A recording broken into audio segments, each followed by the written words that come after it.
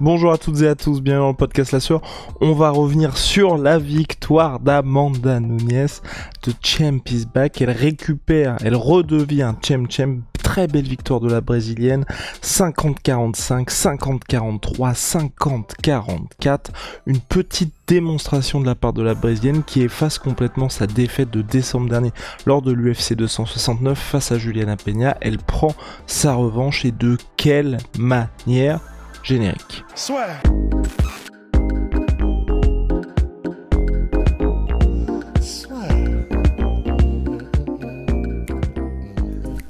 Entre dans l'octogone avec Unibet.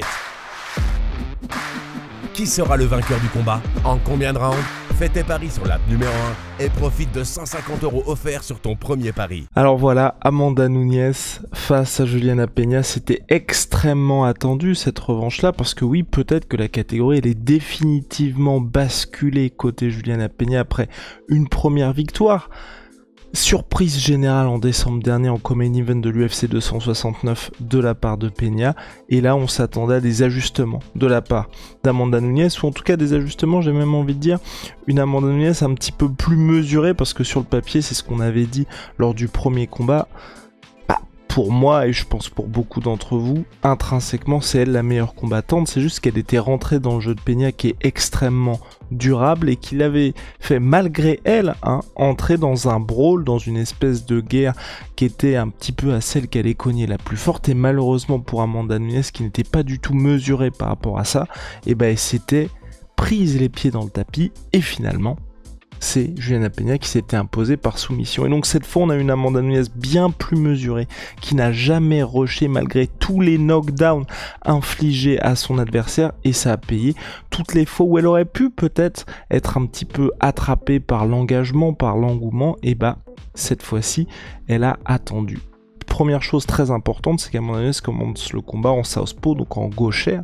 Donc là on se pose la question de pourquoi, et ça a très rapidement payé pour elle, tout simplement parce que c'est grâce à ses crochets en contre du droit, donc qu'elle a pu à chaque fois cueillir Juliana Peña à chaque fois qu'elle avançait, sur chaque phase offensive ou presque en boxe anglaise de Juliana Peña, qui avait un petit peu tendance à trop rusher, et ben elle se faisait cueillir en contre. Et malheureusement pour Juliana Peña, qui a tout le temps couru après le score sur ce combat-là, elle a jamais su trouver des solutions. Et à partir du moment où Amanda Nunes a réussi à scorer de cette manière-là, elle a aussi incorporé dans son jeu le sol. Et c'est ça qui est intéressant, c'est qu'au troisième round, au deuxième round, chaque fois que Amanda Nunes scorait les knockdowns, elle ne suivait jamais au sol, parce que vous savez, Juliana Peña, il y a énormément de danger dans les soumissions.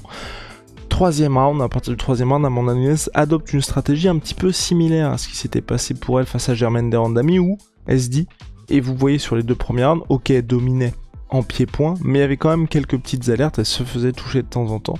Là, elle opte finalement pour une stratégie un petit peu plus sécurisante, à savoir, cette fois-ci maintenant, je vais aller au contact, je vais l'emmener au sol, elle réussit les takedowns, je vais contrôler le combat, mettre du ground and pound, et pourquoi pas, si ça se présente, tenter en soumission. Bah c'est une stratégie ici à la fin du combat qui s'est avérée payante, mais attention, elle a eu un petit peu chaud quand même Amanda Nunes, parce que si ok, elle a réussi à ouvrir Juliana Peña avec des coudes, elle a aussi plusieurs fois sonné avec un gros ground and pound son adversaire, mais Juliana Peña qui cherchait l'armbar, donc la clé de bras, il y a eu plusieurs fois où elle a fait flipper tout Dallas, parce qu'Amanda Nunes est passée honnêtement à pas grand chose de perdre son combat à plusieurs reprises, mais bon, finalement à la fin des fins, Amanda Nunes s'impose par décision unanime, donc comme quoi c'était la bonne stratégie, même si vous étiez fan d'Amanda Nunes, vous avez dû peut-être trembler 2-3 fois lors du combat. Au global, très bonne performance d'Amanda Nunes. Juliana Peña, personnellement, elle a joué avec ses armes, extrêmement durable, une stratégie un peu à la Charles Oliveira en début de combat, à savoir, elle se prend le knockdown, elle a la chance d'avoir tous ses accomplissements au sol, et puis surtout une première victoire face à Amanda Nunes par soumission, certes, je vous l'accorde, c'était debout qu'elle avait réussi à précipiter la chute de la championne, mais en tout cas c'est au sol qu'elle avait réussi à la finaliser, donc ce qui lui permettait, sur chaque knockdown, de se reposer tranquillement sur le dos, ensuite de mieux repartir. Si vous avez regardé le dernier combat de Charles Oliveira, vous voyez ce que je veux dire. Problème pour Juliana Peña, la durabilité et le fait d'être bonne au sol et de pouvoir faire peur à la championne Nunez, ça permet de rester tout au long des 5 rounds. Mais là, face à une Nunez qui n'a pas pris de risque, peut-être jouer un petit peu avec le feu au sol, mais globalement en termes de contrôle, en termes de mainmise sur le combat, le résultat lui donne raison, ça n'a pas suffi.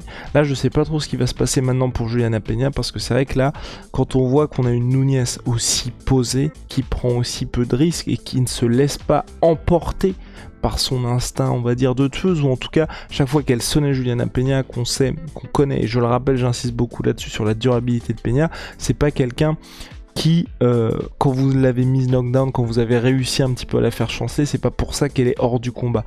Et pour Nunez, c'est ce qui lui avait coûté ce premier choc face à Peña. Et donc là, maintenant, le problème de Nunez, c'est que ce jeu-là, de se dire, finalement, quand je suis touché et que mon adversaire ne se laisse pas emporter, on voit ce que ça donne, c'est une punition sur 5 rounds, et malheureusement pour elle, avec les 2 grosses coupures qu'elle a, plus tout ce qu'elle s'est pris au cours du combat, va falloir une grosse pause, et je pense pas que ce soit non plus durable pour sa carrière. On souhaite pas à un combattant de se prendre autant de coups lors d'un combat, qui plus est en 5 rounds, donc je sais pas quelle va être la suite pour elle.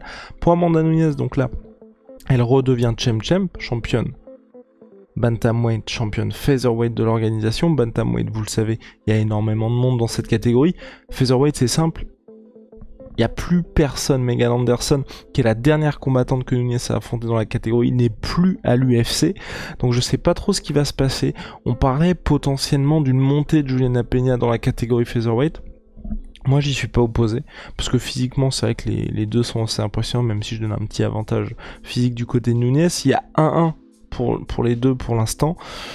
Le problème c'est ce qui s'est passé avec ce combat là, je sais pas ce que vous en pensez, mais moi clairement ça me montre qui est, quand Amanda Nunes est à son A-game, qui est la meilleure des deux. Je vois pas trop ce que pourrait faire de différent Juliana Peña lors d'une trilogie. Je vois pas comment est-ce qu'elle pourrait faire en sorte que le résultat soit différent aussi. C'est ça qui m'inquiète un petit peu, après tout ce qui s'est passé là tout au long des 5 rounds, et par rapport à ce qui s'est passé lors du premier combat où Amanda Nunes, on n'avait pas trop compris ce qu'elle avait fait finalement. Moi j'ai un petit peu peur pour Juliana Peña, donc peut-être à la rigueur, s'il y a une trilogie, en tout cas c'est là où il y a le plus d'argent à faire pour les deux, chez les featherweight. Pour Amanda Nunes, en tout cas elle avait dit qu'elle allait prendre une petite pause, ensuite qu'elle allait revenir. Chez les bantamweight, il y a énormément de monde potentiel pour elle. Pourquoi pas Valentina Shevchenko pour une éventuelle montée, on ne sait pas. Il y a Manon Fiorot aussi qui va, on croise les doigts, s'imposer à l'UFC 280 pour pouvoir combattre chez les flyweight pour le titre contre Valentina Shevchenko. Donc pourquoi pas celle qui s'impose contre Valentina Shevchenko, Manon Fiorot, mais on n'y est pas contre Amanda Nunes. En tout cas là, Amanda retrouve son statut, donc je ne sais pas ce qui va se passer ensuite. En tout cas, très grosse performance de la part de la championne, complète. Elle a même tenté en toute fin de combat un étranglement sur Juliana Peña qui n'est pas passé. Donc non, franchement moi j'ai trouvé que c'était une très bonne performance. La championne retrouve son statut, très bonne nouvelle pour elle. Voilà, c'est terminé pour moi. Vous le savez, big shout out à My Sweet Pea, My Sweet Protein, moins 38% sur tout My Protein avec le code la sueur. Et puis Onae, on a sorti notre tout nouveau savon, le Booster Morito. Vous l'appréciez déjà et ça se passe sur onae.fr. Merci du soutien, Sia.